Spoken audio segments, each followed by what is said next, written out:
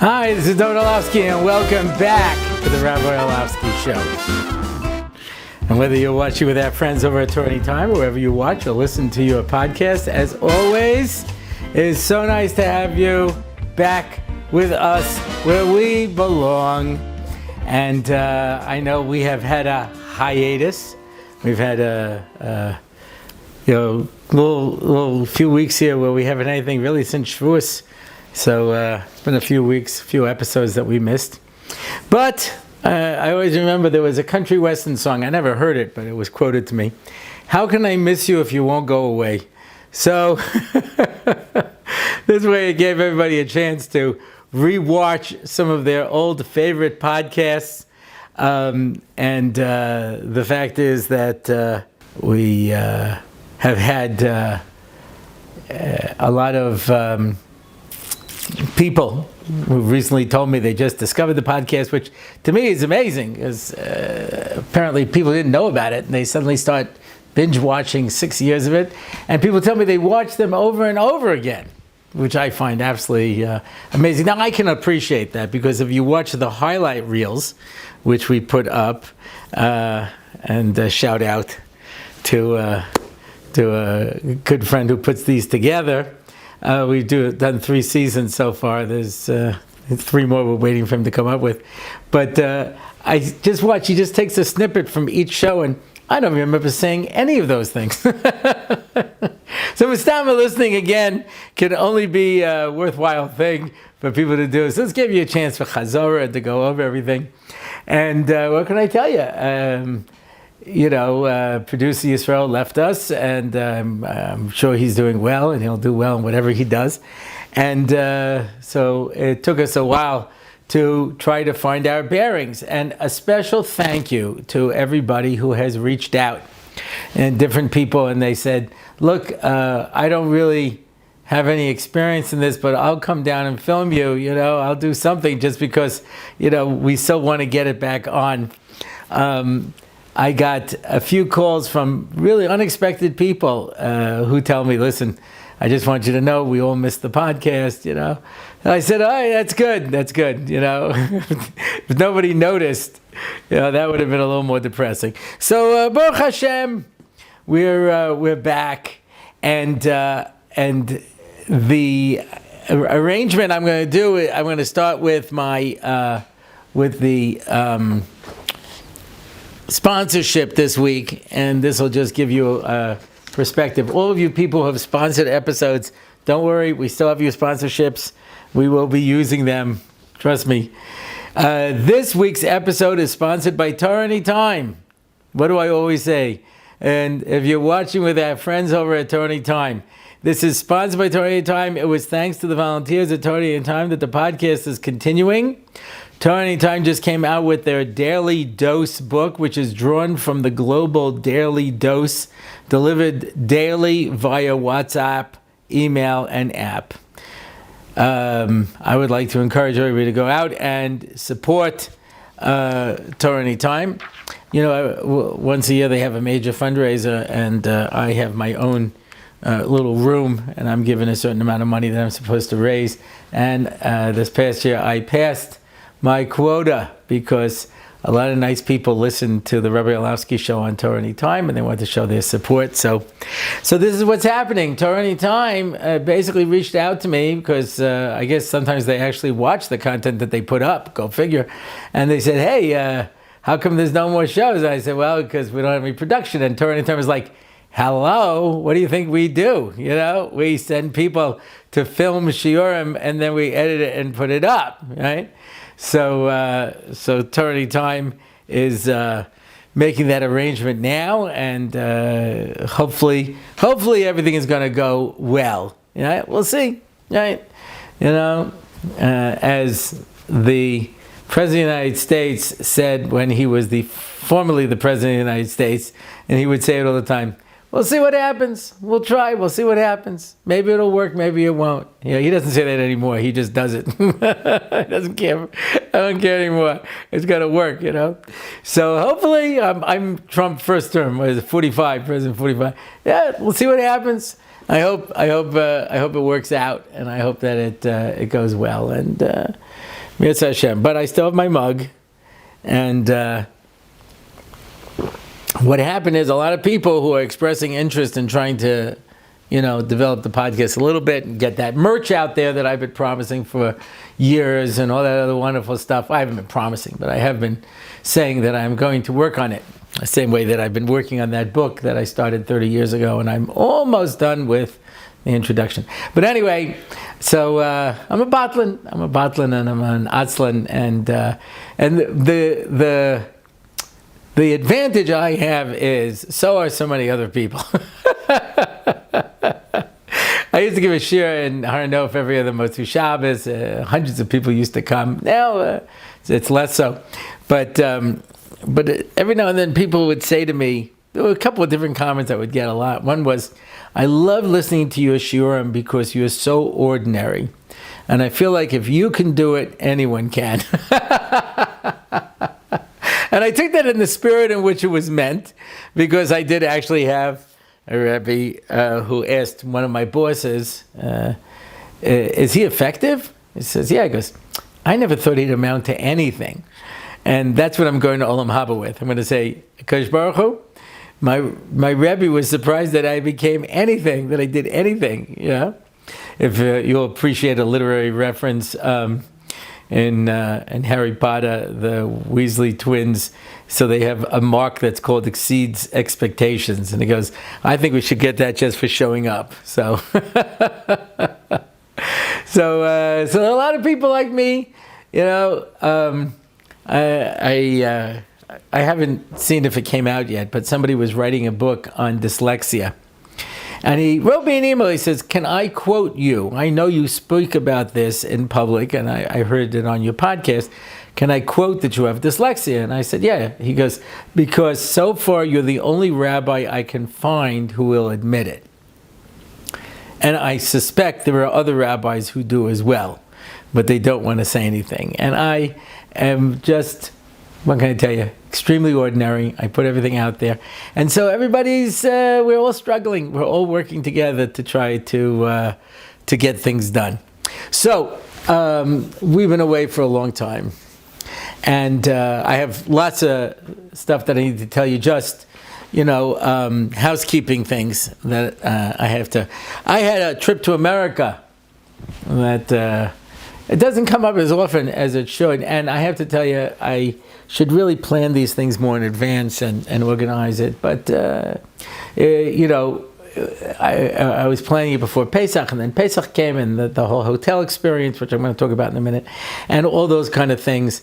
And I didn't really plan it that well, but I had a few amazing things that took place. So my main purpose for going was a Shabbos that I did in Tarzana, California, for Rabbi Horowitz. And I had met him in the White Shul when I was there, when my daughter was having her operation. And he says, would you ever come, to LA to speak? And I said, yeah, sure, So he says, because my son is a big fan. So I said, of Rabbi Siddur. For those of you who are not aware, I'm also an animated character called Rabbi Siddur. He goes, oh, no, he's 9. He listens to the podcast. Yeah. And by the way, he's not the only one. I have a lot of, I said, actually, that's my target audience. So he says, we'd love to bring you out. So, I gave him a shout out in an earlier podcast. But I went out to Tarzana, and it was just absolutely a delightful Shabbos and really very special community. And I had the schus of staying with the Horowitzes, and just wonderful family. And it was just a wonderful time. I was so thrilled to be able to have that opportunity. And while I was out there, I spoke for my friend Rabbi Summers and Anshe Emetz, which I do all the time, and whenever I'm in LA. Yeah. And then my good friend Ari Edelman called up before I was leaving to ask if his son could come for Shabbos. So I said, well, only if he can get to Tarzana, because I'm going to be in California that Shabbos. He goes, you're coming in? I said, yeah. He goes, why didn't you tell me? I said, I didn't tell anybody. I don't know. I'm not marketing. I'm not real good at that. I really need to develop it, So he says, are you available one night? I'll put together a shir. I said, sure. So he arranged a shir in the Aguda of Passaic. There were hundreds of people there before pre-Shavuot shir, and it was such a chizik. I know, I'm only repeating what I hear. People said it was such a chizik. They got so much out of it. It was so wonderful. And of course, a shout out to my friends in Chazak, who, as I have pointed out many times, since I started a career of going around and speaking and becoming a lecturer, yeah. Whenever they introduce me and they say, "Oh, he's a world famous speaker," I said, "That's code for a man who has no job." But anyway, Chazak has hired me more times than anybody else. So a special shout out to my friends at Chazak. I spoke in the 5 towns, and it was Baruch Hashem. I just feel bad that we didn't have more opportunity to be able to speak to more people and do more things. But Meretz Hashem, we'll plan a trip for next year. It's been a little difficult traveling lately, which is one of the things people said to me.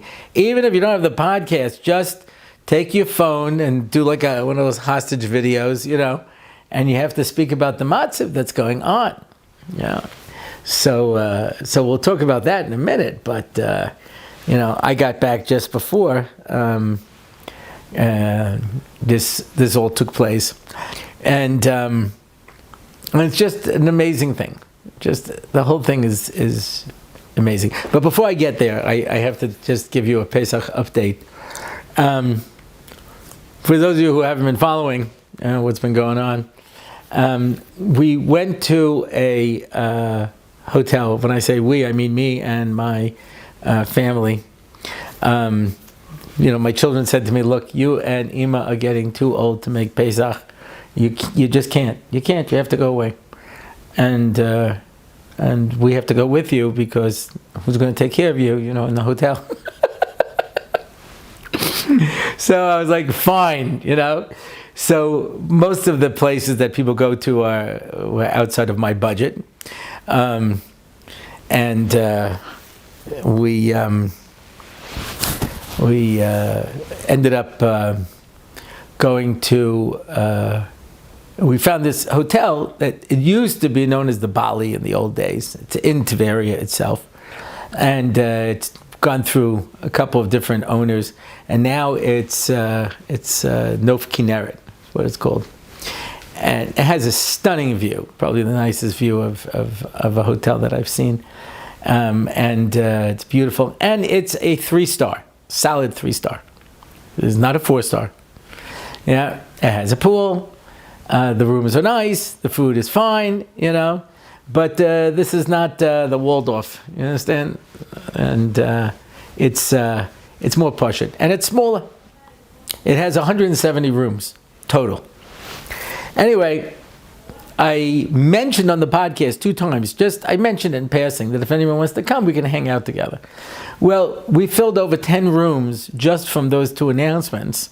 And so I gave some shiurim over Pesach, etc.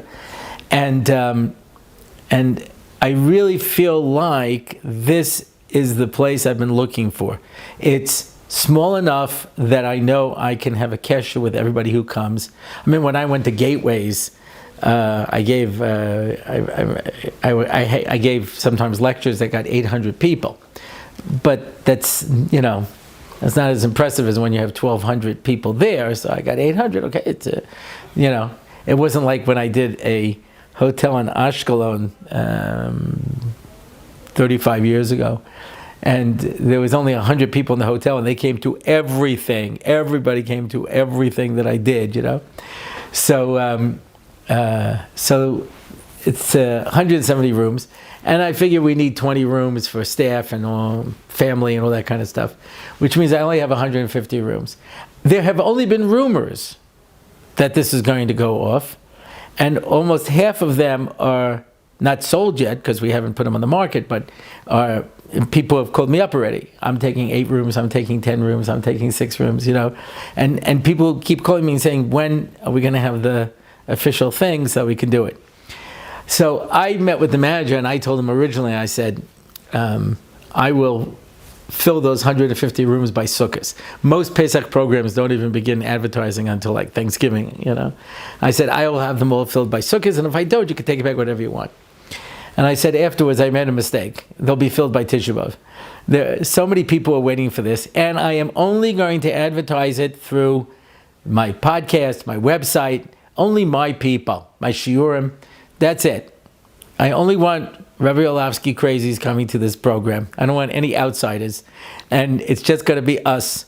And like I say, 150 rooms is enough that I know that I can have a kesh with everybody. And anyone who wants to join me for my Seder, we'll do it. We'll have a Seder together. And anyone, we're going to have shiurim. And it's just activities. And it's just going to be so much fun. It's just going to be so unbelievable. And when I get to the official advertising, I already have my tagline, assuming I have any rooms left to sell at that point. But I don't want to give you the best vacation. I want to give you the best Pesach. I want you to say that this was even better than staying home, from a ruchnistic point of view. Because really, I'd like to invite everybody over my house, but I just don't have the sleeping, or frankly, the room for the meals, So I want everyone to come and join me and my family for Pesach. That's what we're going to do. Anyway, I just sat down and wrote up the program, and my children have given me different input and things, and I've changed things around, and it is dynamite. That's all I can say. Everybody's looking at this saying, this is a great program. So we have to now meet with the hotel and finalize everything and get it up and running. And Meretz Hashem, we will be announcing that in a few weeks to come. And anyone who... My goal is that even if you have to pay airfare from America, the hotel is reasonably enough priced reasonably enough. I don't know, one of those is the correct way of saying it. And that it's still less expensive than going to a program in America. And you get to be in Meretz, and you get to be in Tiberia, and it's a lot of fun. Anyway, that's business. This is business that's been going on that I haven't been able to tell you about. Okay. So let's get down to business. All of this is just, like I say, just little bits of business that are left over that I haven't had a chance to share with everybody here. Because somebody said to me, I think already during the first year when we started this, says, I don't know why you call it the Rabbi Orlofsky show. And some people have said it should be a shir, it should be a show. He goes, that's not what bothers me. He goes, it's a community. And there are people who really share what we do here together. And like I say, the fact that people invite me into their homes and into their lives, and I feel like I get to be a part of it. I just saw somebody yesterday, every now and then I get one of these, emails. It's somebody's birthday, somebody's anniversary of a mitzvah. Could you, film a little clip for them, And this woman's been telling everybody, oh, Rabbi Orlofsky sent me a birthday clip. It was so exciting. Yeah, it's a community. We're all in this together. We're doing good stuff, and that's something that's really, really very special. Okay, so this would have been a lot better 2 weeks ago if I had a podcast and I could talk about the war that was going on with Iran, and as somebody said, Iran has to change their name to Iran. But the point is that this is an unbelievable thing. There is a fellow by the name of Victor Davis Hanson. He's a professor of classics. He's really, really fascinating fellow. He's a farmer, and he grew up on a farm. And he went to university and studied Greek and ancient languages and history and the classical works, etc. And he just seems to know everything about everything. And he speaks it with such pashtus. Just talks mameloshen, yeah. And he basically said 3 years ago, Iran was bragging that they surrounded Israel with a ring of fire. Hamas in the south, Hezbollah in the north, the Houthis in Yemen, in Yehuda and Shamron, Hamas has cells over there ready to go out and attack. Yeah, we're surrounded. And of course, they were working on a nuclear bomb. And Netanyahu has been saying for years that this is what we call an existentialistic threat. What's an existentialistic threat? It's a threat that threatens their very existence, because it just takes one nuclear bomb to take out this country. Yeah, and it's been going more and more and more. And Netanyahu brought in the documentation. He somehow went into Iran and stole all of their boxes and boxes of documents, which he made available to everybody. And people said, "Oh, he was saying all the way back in whatever it was, 2008. They're almost about to have a bomb." Says, "Yeah. In the meantime, we keep blowing up their scientists, and we put a virus into their computers so that it erase their material. And we are able to do certain stopgap measures to slow it down. But at this point." And this is Marco Rubio, the Secretary of State of the United States, said, their uranium was 70% enriched. If you want it for domestic use, for a nuclear reactor, it only has to be enriched 5%. The only reason to enrich something 70% is to use it for a bomb. That's the only reason. And he says, and they have a rocket program, a space program. He says, what do you think, they're going to the moon? No, they want to develop ballistic missiles to be able to deliver the nuclear material once they have it. And this has been a sword of Damocles hanging over the state of Israel for years and years and years. And Netanyahu has been telling anybody who would listen, and it's been going on. Yeah. So this fellow, Victor Davis Hanson, he says, so 3 years ago, this was the picture in Israel. Hezbollah, Hamas, the West Bank, the Houthis, Syria, threatening us, also Assad, the Assad regime, and of course, the nuclear program going on in Iran. He says, and when you look today, Hamas is not defeated, but they've been dealt a terrible blow. Hezbollah has been destroyed for the most part. The Houthis, we keep blowing them up, but they keep pulling out more missiles, so we keep working at it. Yehuda and Shamron stayed calm. I mean, I wanted to put this into perspective. If on Simchas Torah, when Hamas attacked, Hezbollah would have attacked, the West Bank would have attacked, and the Houthis would have sent their missiles, and Iran would have sent their missiles, that's it. There's not what we could have done. And Hamas jumped the gun. They were supposed to coordinate all of this. That would have been the end of us. But they jumped the gun too early. They say the reason was that they were afraid that Saudi Arabia was going to join the Abraham Accords and make peace with Israel, so they wanted to stop that right away with this terrible, terrible attack. So it's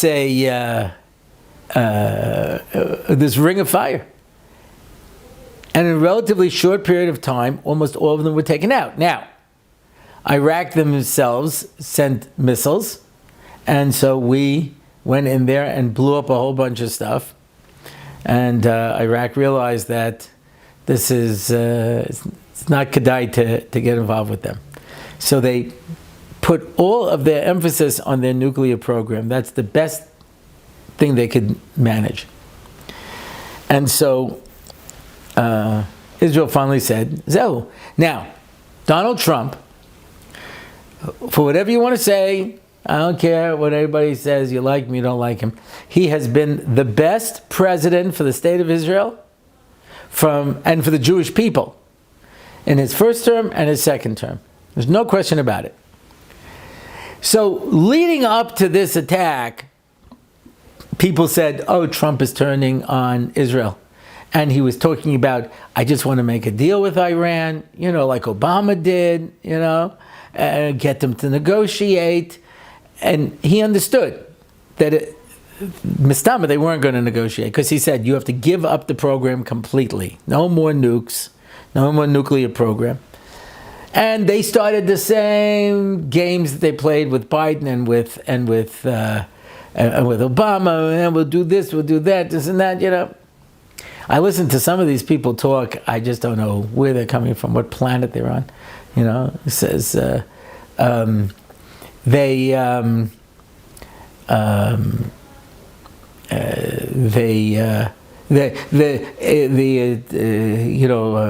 Energy Commission examines, and they didn't find anything. They don't have access to all of the locations, and even then, they can only come when Iran lets them come in and see what they let them. So, I mean, come on, are you that stupid? You're that stupid that you would say something like that? I just don't know. It's just got to be that people hate Jews. I can't understand any other way that you would trust these people over everybody else. Well, it's coming from Israeli intelligence. Yeah, because they tell the story about this Mossad agent who was dressed as an Arab walking in Tehran, and he bumps into somebody, and just out of habit, he goes, "Oh, slicha." And the Arab looks at him, his eyes open, and he goes, "Zebaseda." It was another Mossad agent. They're all over the place. They smuggled drones into Iran and took out all of the top people. They took out the nuclear people. They took out the heads of the army. They took down their air defenses. So you think that you know what's going on in Iran better than we do? It's just absolutely ridiculous. And you really think that Trump, who does not want to get America into a war, and he said this over and over again, nonetheless, he says that from before he was president the first time, he said, Iran cannot have a nuclear bomb. It has to be stopped. And that's why in his first term he put on all these sanctions, but they weren't so far along with the bomb then. So all of these economic sanctions were really having an effect on them. And he felt that if he had another term, he could have gotten them to negotiate. But he didn't. And the first thing Biden did was take off all of the sanctions on Iraq. For what? On Iran. For what? Why would you possibly do that? What could you gain from that? And right away they started getting all their money back. And then they started funding everything and fast-tracking the nuclear bomb. So during Trump's years, it was slowed down. So Netanyahu was right. He was warning about this years beforehand. He didn't anticipate that we'd have a Trump administration. He didn't take into account that we were able to do this whole computer attack. We didn't take into account other things. But now that they have all the money that they've been flush with from the Biden administration, they've been fast-tracking it. And so Trump says, we gotta go. And so he says, it's a 60-day deadline. Make a deal after 60 days or, anything can happen. So the Iranians figured, I heard this before. And they just played around with the same usual nonsense. And on day 61, the Israelis went in and started blowing up all their nuclear facilities. And Trump said, yeah, I knew about it. I told them, wait 60 days. And that's why when you listen to these people, and Congress will say, I think we should give negotiations a chance. Negotiations a chance, we've been negotiating with them for 20 years. And he gave them 60 days. If they wanted to cut some kind of deal, they could have. So what are you going to negotiate now? Wait until they have a nuclear bomb and then say, oh, well, that's changed things. So we went in and the one thing we could not get to was the underground complex. And so Trump sent in the B-52s and with bunker busters and blew them all up and brought all the people home safely. And it would appear that is the end of Iran's nuclear facilities. We did the same thing in Iraq in the 1980s, Begin. Saddam Hussein was trying to get a nuclear bomb, and we blew it up. And the world also condemned us. Of course, when the Iraq war started, everybody was very happy to know that Iraq didn't have any nuclear bombs. Now, Israel did.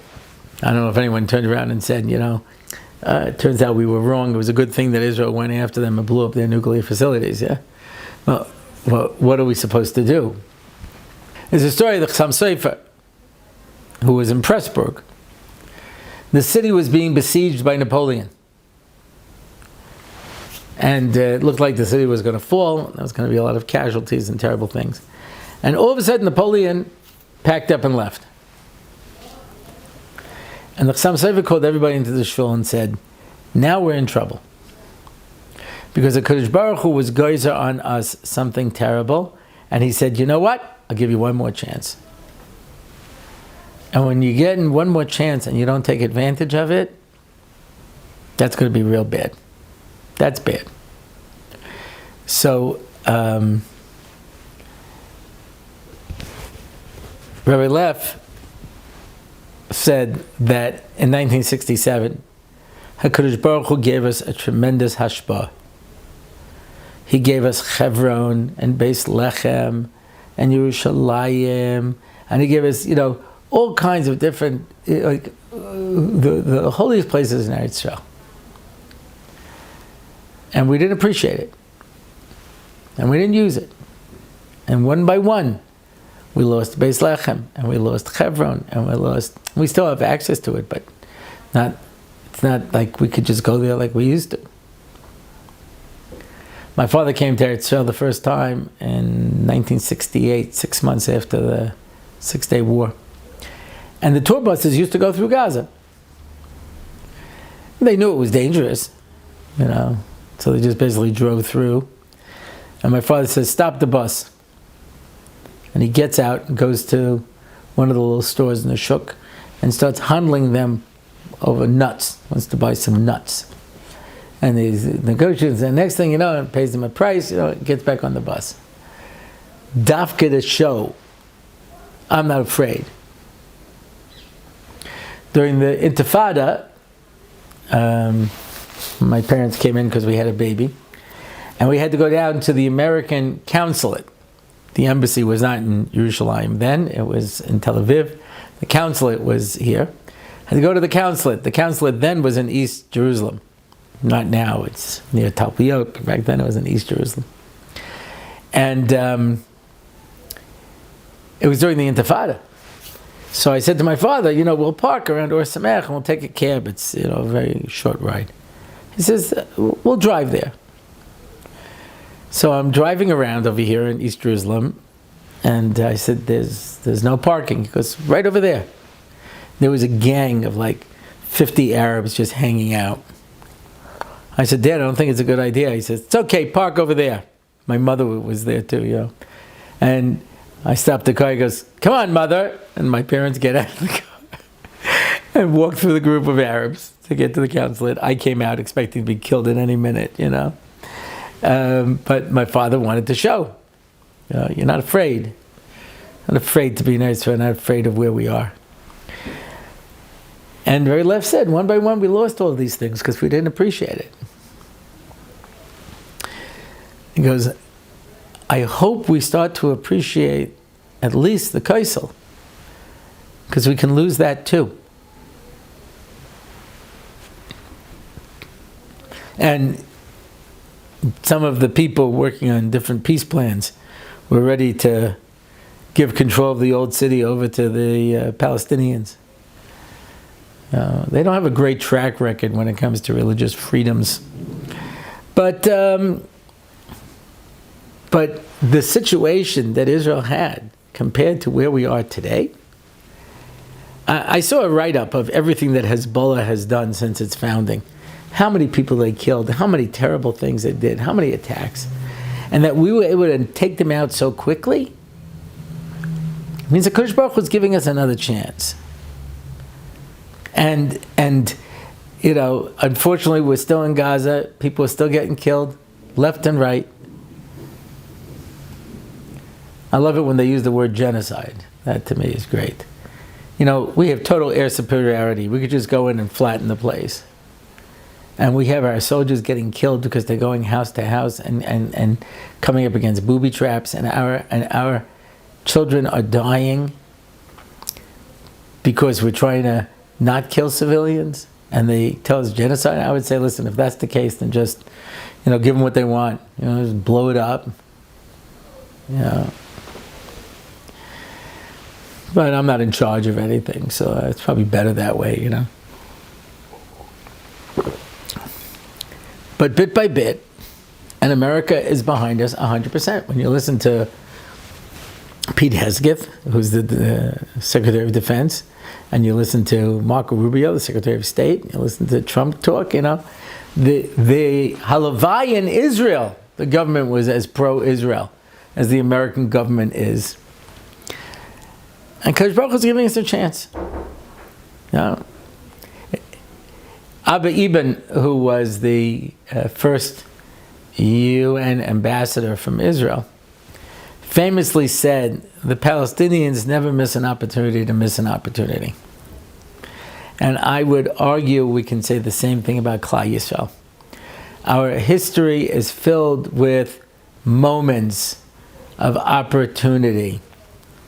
We came out of Mitzrayim, we came to Har Sinai, we got the Torah, and 40 days later we built the Egel, which, by the way, is the period of time we're in now, in the month of Tammuz, counting down.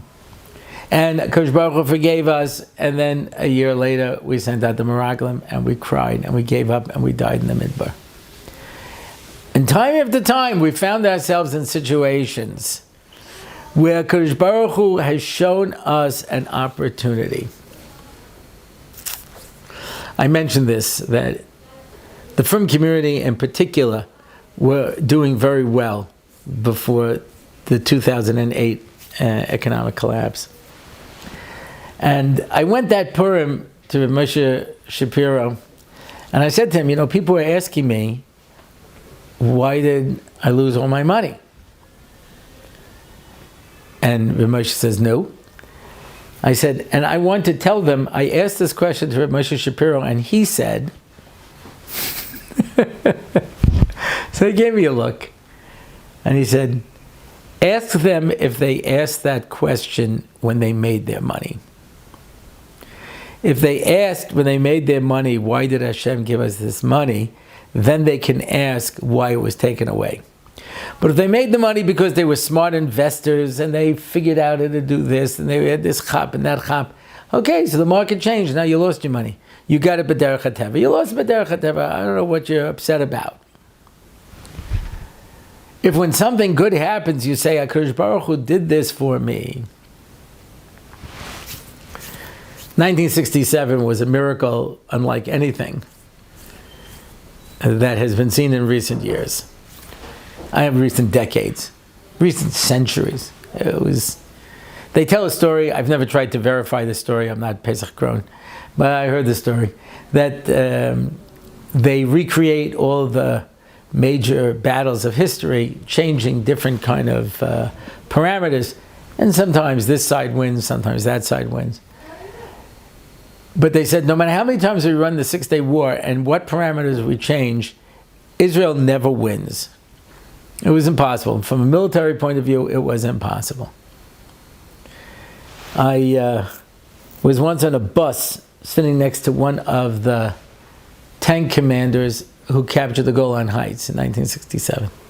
He said, most of our tanks were so old they couldn't make it up the hill. So I said, anyone whose tank works, come with me. The Golan Heights were considered impossible to capture. And we captured it. And all the most amazing things that we did.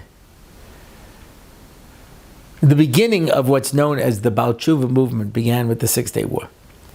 That was the turning point. They had a big parade in Yerushalayim with a big banner. Yisrael B'tach, now you know the pasuk, Yisrael B'tach B'Hashem, right? Yisrael B'tach B'Tzahal. Israel trusts in the IDF.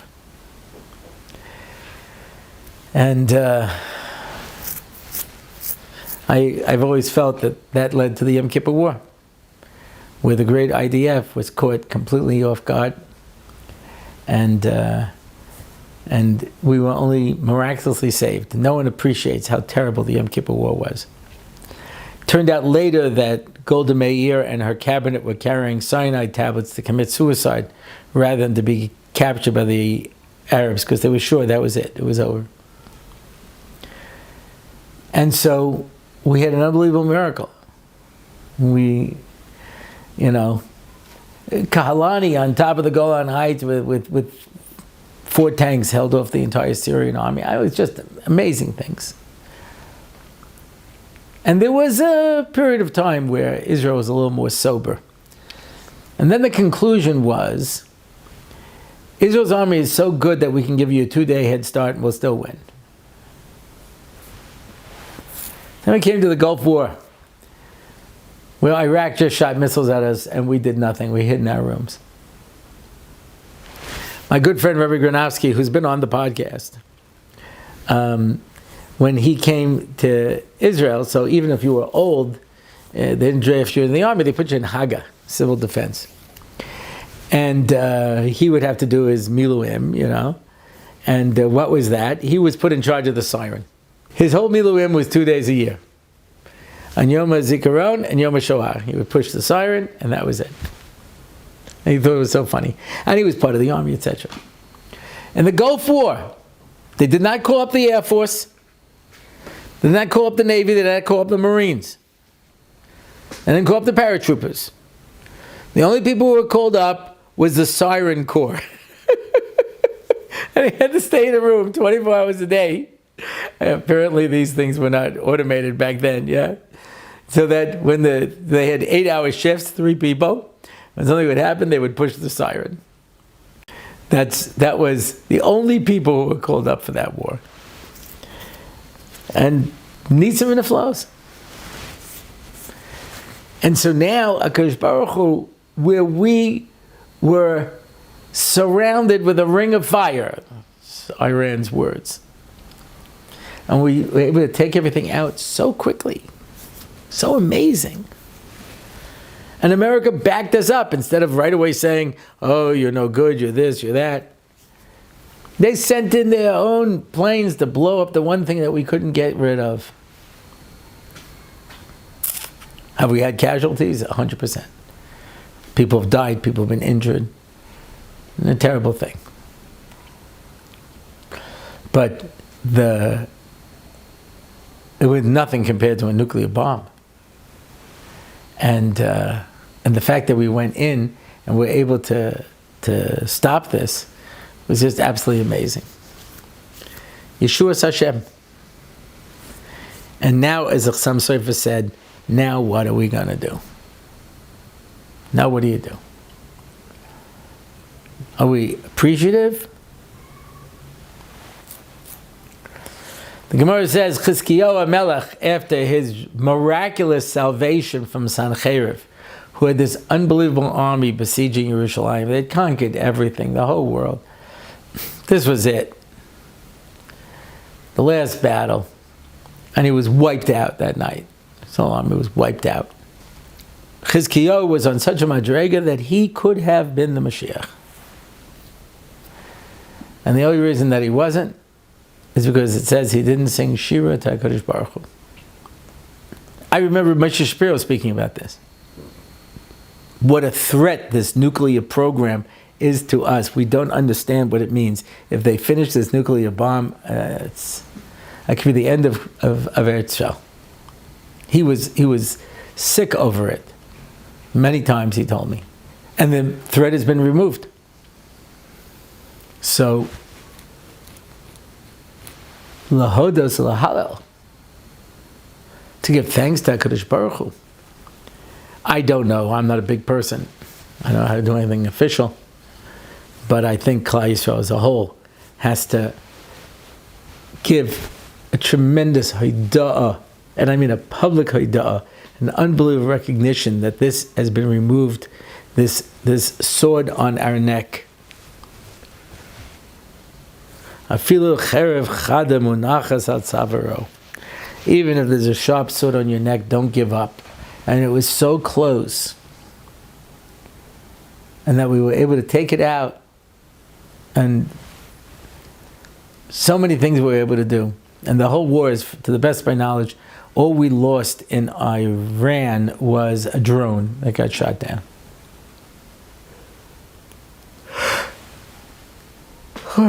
Sorry. It's unbelievable that we should live in such a door. So my son Yaakov, who is my political commentator, he says, how can anyone think now that we're not in Yemos HaMashiach? Where we went from having everyone surrounding us to destroy us, to us being able to destroy Hezbollah was considered impossible to defeat. Iran, the nuclear, possible to do. And Kodesh Baruch Hu gave us the koiches to be able to do it. So we have to appreciate where we are. We have to know what's going on. That this was something of such historical context of what this meant for us, what it meant for Klal Yisrael, and everything that goes with it. It's just beyond belief. So that's what I wanted. That's what now, if it was at the beginning of the war, what would I have shared? I don't know. But there's nothing like hindsight. The Dubna Magid, they asked him once, how'd you come up with so many wonderful mashalim? He says, I'll give you a mashal. A person comes to this nobleman, and he sees that on different trees there are targets, and the arrow is right in the bullseye. And he says to him, how do you do it? How do you such a crack shot? He says, I'll show you. And he goes to a tree, and he shoots an arrow and hits the tree, and then he draws the target. He says, so I get the target afterwards. You understand? I start with the story, and then I figure out what to do with it. Yeah. So it's not that I suddenly come up with this great mashal, Yeah. You collect them, you hold on to them, and you try to figure out where it goes. I remember reading an essay by some science fiction writer, and he was talking about his process, etc. And he says, sometimes I just come up with a title, and I don't know what to do with it. And he gave an example. He says, I have this great title, The Leaser of Two Evils, but I have no idea what the story is. I just have the title. So hindsight is terrific. It's very easy afterwards to be able to say, but B'shas Maisa, what would I have said? I don't even know. Not that it's no geya, because I have the gift of hindsight to see where we are. And this much I know, we should not be foolish, as the Chassam Sofer said, right? Don't miss an opportunity to miss an opportunity, as Abba even said. This is our chance now, and we should take full advantage of it. Okay, and that brings us to the question and answer portion of our program by Yehuda Zimberg. Hi, Rebbe. I'm writing to seek your guidance in understanding the nuances between Musa and Chassidus. From my current perspective, it appears that Chassidus emphasizes finding contentment with one's spiritual state, while Musa focuses on striving to raise the bar and not settling for complacency. Could you please shed some light on this distinction for me? Your insights would be greatly appreciated as I navigate these concepts. Thank you for your time and guidance. Let's talk about Musa first. Yeah. Rabbi Salanta started the Musa movement, as he explains in O Yisrael, because people were losing the purpose of what Torah and mitzvahs were all about. They were focusing on the form and the performance. They weren't focusing on the meaning and the understanding. And he writes, and one of the things that inspired him, it was a Seres Mei Tshuva, and he had to talk to somebody, and the person was so upset that he just davened and he was doing tshuva, and his face was a mask of pain. And Rabbi Yisrael said, Rabbi Yehuda, I just have to ask you something. He's like, and he walked away. So Yisrael said, first I thought to myself, wow, what a firm guy. And then I said, Mekabel kol adam b'sev panim yafas. If he's doing tshuva, why do I have to suffer by seeing this? he has an obligation to the rest of Klal Yisrael. Makabel called himself Yafas, greet people with a pleasant face. As he said a different time, your face is a Rishus HaRabim, and everybody's being affected by it. So, at first glance, you'd think, wow, this guy is davening, doing tshuva, it's so beautiful. At whose expense? At what expense? There's always a price to pay. And that's why there was a story where I had the chus to hear shiurim from Rav Moshe Shapiro. I would never have the chutzpah to call myself a Talmud. I had the chus. And everyone says, you didn't know him. When he was younger, he was mamish fire. I thought he was pretty fiery as it is, but they say he was mamish eish. He says, but he was never the same since his daughter died. His daughter got sick, and he stormed the heavens to try to save his life. And they say after she died, he was never the same. He's coming back from the kvura, having just buried his daughter. And he's broken. Physically, emotionally, mentally, he's bent over. And he's walking to the car. And he sees somebody out of the corner of his eyes, someone standing off to the side. And he picks himself up, and he puts on a pleasant face, and he exchanges a few words with this fellow, and then he turns back to get in the car. And someone said, what was that all about?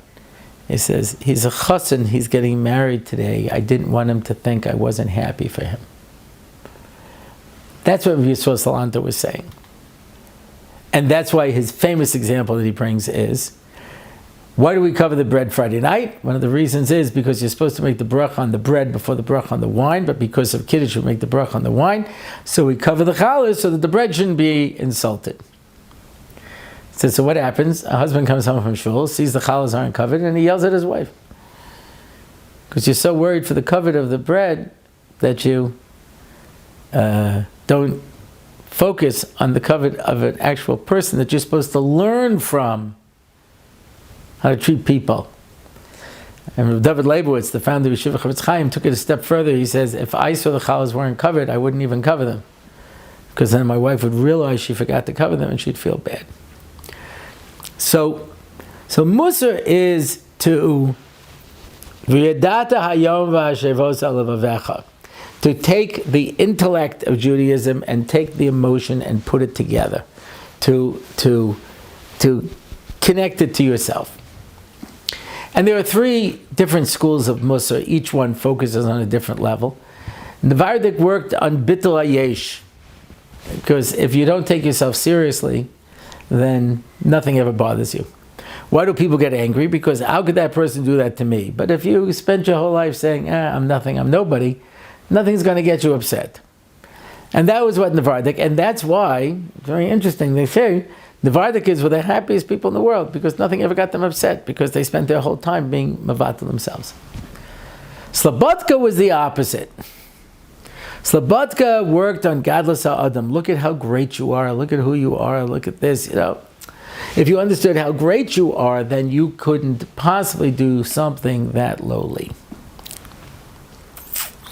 Kelm is more about a focus on a person's sense of time, responsibility, taking responsibility for yourself, for the things around you, etc.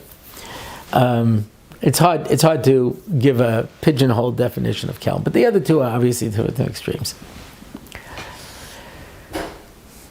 I had the schus to learn in Chavetz Chaim, which was founded by Dovid Leibowitz, who learned in Slobodka. As did Rabbi Ruderman, who founded Ner Yisrael, as did Rabbi Yaakov Kamenetsky, as did a number of famous yeshivas. They all had their founding in Slobodka. So Slobodka Musa was much more. Very few Navardik yeshivas after the war, which followed in the real mahalach of Navardik. Now, because of that, the message of Slobodka Musa, of Gadlus HaAdam and how great you are, etc. So I'll tell you an amazing story. The first time I went to Project Inspire, And by the way, I'm going to be doing a Project Inspire Shabbos in England coming up. So for all my English friends, be watching for that. I'll give you more details. But anyway, there is a group called the Traveling Hasidim. This is a group of Hasidim that go from small community to small community and make a Hasidic Shabbos for the people to see them. And they came over to me at my first Project Inspire convention, and they said, "We're your Hasidim." Now, I said, I have people who say they're my Hasidim, but I never had actual Hasidim say they're my Hasidim. And they said to me something that was dramatic, and that is, "You are the only person still teaching Hasidus today." And I was like, I teach Slobodka Musa, but I don't teach, Hasidus. He goes, no. Because what is Hasidus? The Baal Shem Tov saw, after Chalmenki and after Shabtai Tzvi, Klal Yisrael was broken. So the whole Hasidic movement was designed to make people feel good about themselves again. That's why they would wear the Hasidic garb, which was the garb of the nobility. You ever saw a picture of the Tsar? He wore a strimal. That was his crown. And the silk kaftans was what the nobility in Eastern Europe wore. So dress like you're somebody choshev. Act like you're choshev. That was the message. And this is what they said. I don't know. But they said, and now in the Hasidic yeshivas, it's the same thing like, every place else by the Litvish, it's Gehenim and Din. And he says, but that love of HaKadosh Baruch Hu and that love of Torah, that's what you're giving over. That's real Hasidus. And I was amazed by that. I was amazed by that, but I understand the message. The Hasidus always focused on positivism. Musa, Slobodka Musa, did also. Yeah, I'll never forget one time I was speaking someplace, and I did what I usually do. I said some inspiring ideas and some jokes and funny stories.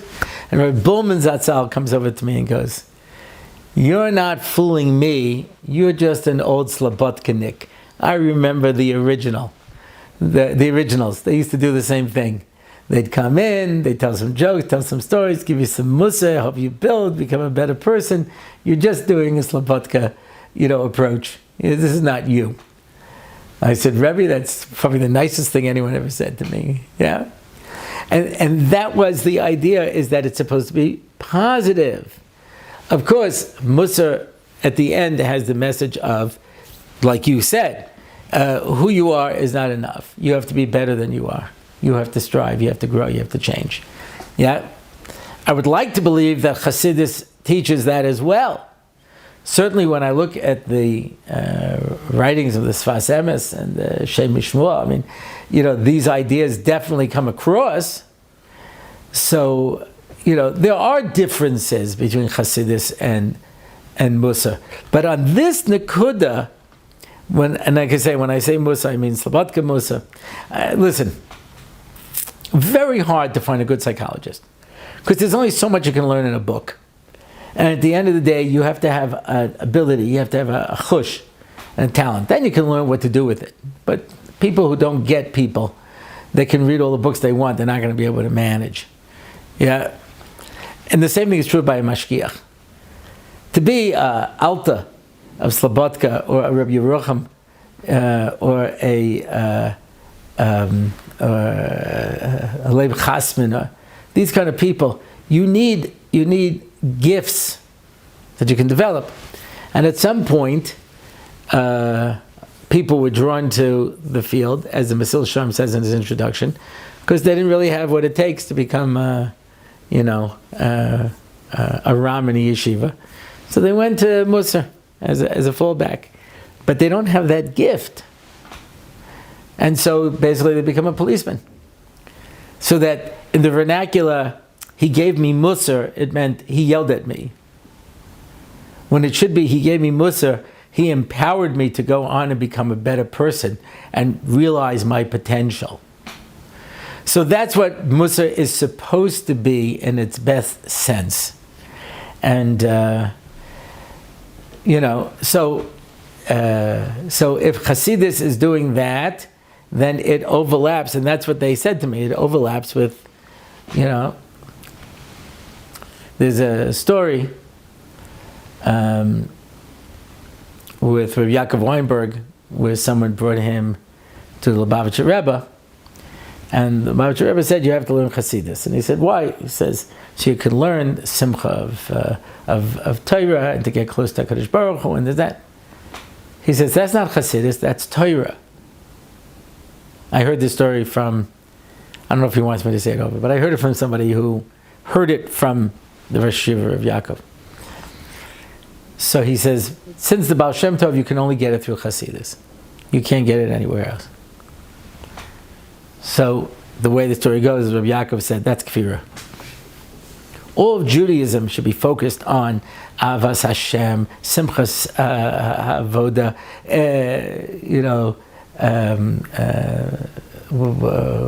Ivduas Hashem B'Simcha. All of these things are foundational to Yiddishkeit. It should not be limited to any group. And that's the message, I used to have people who would come to my shiurim and they would say, I come here because it's the only place where I walk out feeling good that I'm a firm Jew. Other shiurim I go to, I feel like I'm getting beaten up. I feel like people are putting me down. I feel like, He says, here you walk out inspired. And that's what I got from my Rosh Yeshiva of Henoch. And that's what Reb Moshe Shapiro would always say, "B'makom she'ein ish l'shtadel li'os ish," that you have to build yourself and you have to make yourself somebody great and take responsibility. And if that is the message of Hasidus, like I say, there are areas of divergence, but that's more in philosophy. I don't think it's necessarily in this particular part. And that's it for this episode. Welcome back, everybody. If you want to find out more about the show, you can go to my website, RabbiOrlofsky.com, and you can leave a comment. You can submit a question. You can sign up for one of our online shiurim. I have a ladies' Mesilas Yesharim, I have a Tefillah shir, and I have a Daf Yomi. And if you want to sign up for any of those, you can download articles and other shiurim. You can sponsor an episode, sponsor a question and answer, sponsor a Parsha in 5. We weren't able to do Bamidbar, so we will start again in Dvarim. And that's it for this episode. Again, thanks to our friends over at Torah Anytime. And that's it for now. Until next time, I am Dovid Orlofsky, and this has been the Rabbi Orlofsky Show. It's the Rabbi Orlofsky Show. Torah and Simcha, ready to go. It's the Rabbi Orlofsky Show. Knowledge and wisdom will help you grow. Lots of fun in every episode, and we don't have to rhyme. No, we don't. It's the Rabbi Orlofsky Show on RabbiOrlofsky.com. Torah, anytime, YouTube and more. It's the Rabbi Orlofsky Show. Torah and Simcha, ready to go. It's the Rabbi Orlofsky Show. Till next time, till we meet again. It's the Rabbi Orlofsky Show. It's the Rabbi Orlofsky Show. It's the Rabbi Orlofsky Show.